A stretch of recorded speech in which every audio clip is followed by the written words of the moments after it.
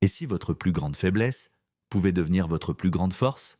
Et si la plupart des gens abandonnaient, bien avant d'avoir réellement atteint leurs limites? Aujourd'hui, Maison Bantu vous plonge dans une histoire brutale, une histoire vraie, une histoire de violence, de pauvreté, de racisme, de souffrance mentale, mais surtout de transformation absolue. Inspiré du livre Plus rien ne pourra me blesser, écrit par David Goggins. Mais attention, ce livre n'est pas simplement un récit de motivation, c'est une guerre intérieure, une plongée dans l'esprit d'un homme qui refuse d'être détruit par son passé. Avant de devenir une légende, David Goggins est un enfant terrorisé. Son père est violent, extrêmement violent. La maison familiale devient un lieu de peur permanente. Coups, humiliations, menaces. Et très jeune, David apprend une leçon terrible. Survivre peut devenir un mode de vie. Mais la violence familiale n'est que le début. David grandit dans une Amérique profondément marquée par le racisme. Insultes, mépris, isolement. À l'école, il lutte, il doute de lui-même, il se sent inférieur, et peu à peu, la souffrance psychologique s'accumule. Mais le pire ennemi de David n'est pas encore le monde extérieur. David commence à développer des peurs, des complexes,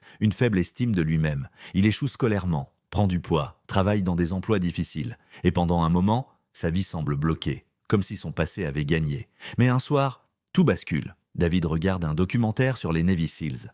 Des hommes capables de repousser l'impossible. Et soudain, quelque chose s'allume dans son esprit. Une idée folle apparaît. Et si moi aussi je pouvais devenir plus fort que ma douleur?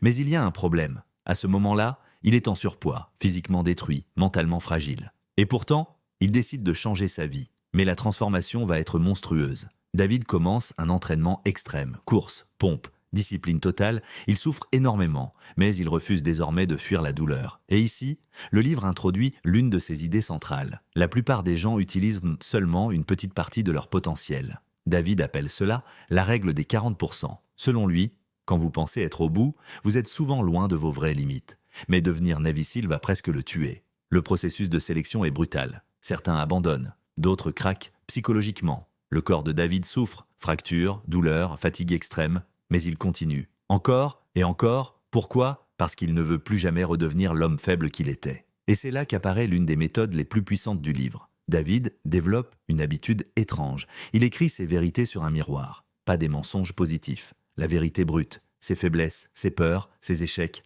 Pourquoi? Parce qu'il croit qu'on ne peut transformer une vie qu'en affrontant la réalité sans excuses. Mais le plus dangereux, ce sont justement les excuses.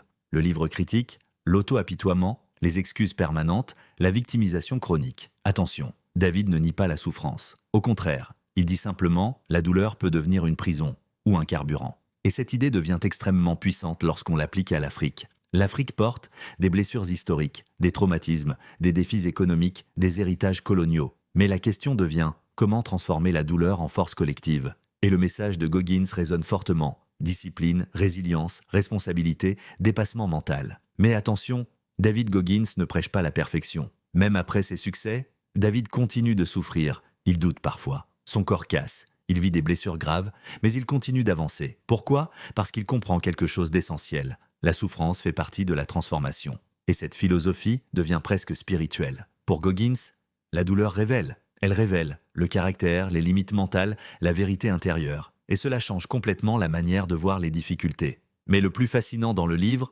c'est le concept du cookie jar. Le cookie jar est une technique mentale. Quand David doute, il replonge dans ses anciennes victoires, tous les moments où il a survécu, résisté, tenu bon. Et cela lui rappelle « j'ai déjà traversé pire ». Mais malgré sa force, David reste profondément humain. Le livre montre que la douleur mentale, le traumatisme, les blessures d'enfance ne disparaissent pas magiquement. David porte toujours certaines cicatrices. Et c'est précisément ce qui rend son histoire aussi puissante. Parce qu'il ne devient pas invincible, il devient résistant. L'une des idées les plus fortes du livre, reprendre la responsabilité totale de sa vie. Même lorsqu'on a souffert, même lorsqu'on a été brisé, cette idée est difficile, mais extrêmement puissante. Et cette philosophie change totalement la manière de voir l'échec. Pour Goggins, l'échec n'est pas la fin. C'est une préparation, une forge mentale. Et cette mentalité lui permet d'accomplir ultramarathons, défis extrêmes, exploits physiques incroyables. Mais le véritable combat reste intérieur. Encore et encore, David montre que le mental peut pousser le corps beaucoup plus loin qu'on l'imagine. Et cela devient presque une guerre philosophique. Qui contrôle votre vie, votre peur ou votre discipline? Mais attention, le livre ne parle pas uniquement de sport. Le véritable message de plus, rien ne pourra me blesser, est peut-être celui-ci. Votre passé peut vous blesser, mais il n'est pas obligé de définir votre futur. Et cette idée peut changer une génération entière. Le livre agit comme un électrochoc. Il pousse à se demander quelles excuses me limitent, quelle peur dirige ma vie, combien de potentiel suis-je en train de gaspiller. Et cette réflexion devient extrêmement puissante. Et si la plus grande bataille de votre vie n'était pas contre le monde, mais contre la version limitée de vous-même? Plus rien ne pourra me blesser n'est pas simplement un livre de motivation. C'est une guerre mentale, une renaissance, une leçon de discipline. Une preuve que l'être humain peut se reconstruire même après l'enfer. David Goggins nous rappelle une vérité essentielle. La souffrance peut détruire un homme ou révéler sa puissance cachée. Si cette vidéo vous a marqué, abonnez-vous maintenant à Maison Bantu. Parce que la vraie transformation commence souvent lorsque l'on décide enfin d'affronter ses limites. Et parce que parfois, la plus grande révolution est intérieure.